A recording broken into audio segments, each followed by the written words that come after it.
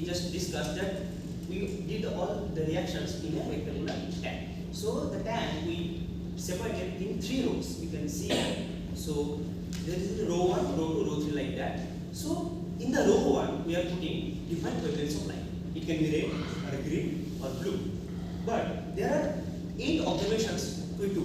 Okay, so one is without any light, 3 with red, green and blue, and the 4 are with only one white light, and for the other 3 white, red, white, green, white, blue like this. So these are the 8 observations we do.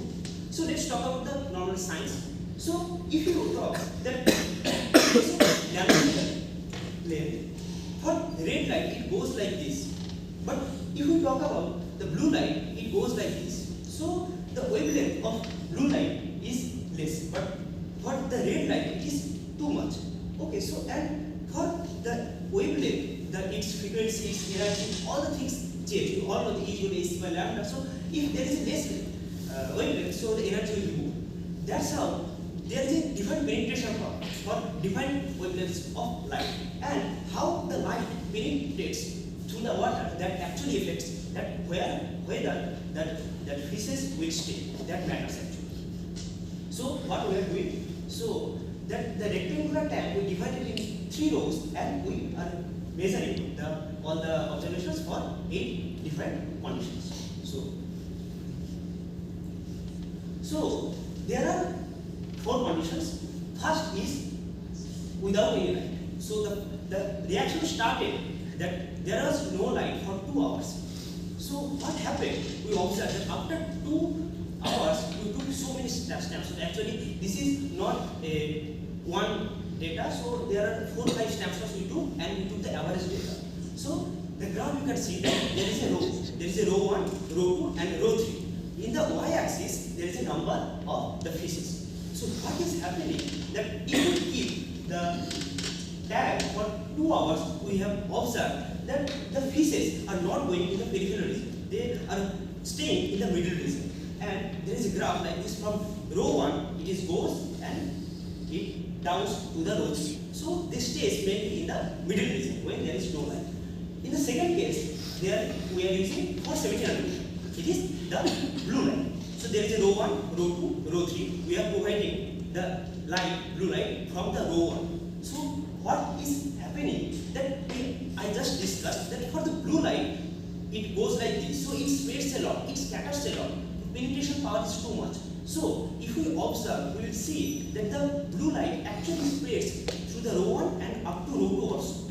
So what is happening that if as it was before dark and suddenly we are giving light, what is happening? Slowly the fishes come to the row 3, and we took the data after 40 minutes. So many snapshots we have seen that actually the fishes are staying far beyond from the blue light, and the graphs from row 1 to row 2 it goes like this. The row 3 which is far beyond from that light, they are staying there.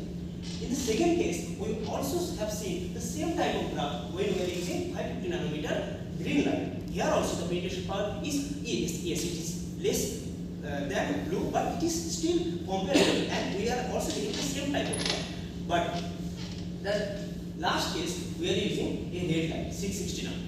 What is happening that the red light goes like this, so its penetration power is less. And when we are putting the light, the red light in the row 1, what is happening that it is concentrating on that region. It is not spreading through the water. That's why what happens that after 40 minutes we took snapshots and we have seen that the fishes are so close to the row 2 also. Okay, you can see that without any light the graph is like this. But when we are using the red light, we can see that in the row 2 it is like this, and row 3 normally, and for row 1 it is slightly less because there is a reason that the red light is concentrating too much. And you can obviously imagine that there is a row like this and we are using the red light like this, so the fishes can be present in the corners, you can see. So in the second. So here another 4 conditions, but all the conditions are same light, but what we are doing, we are using a white light. So you have to understand that the light we are providing like this for the different but the white light we are providing in this way. And the jar and the tank too, it is actually from the walls of the tank, the light can pass. So there will be no problem here.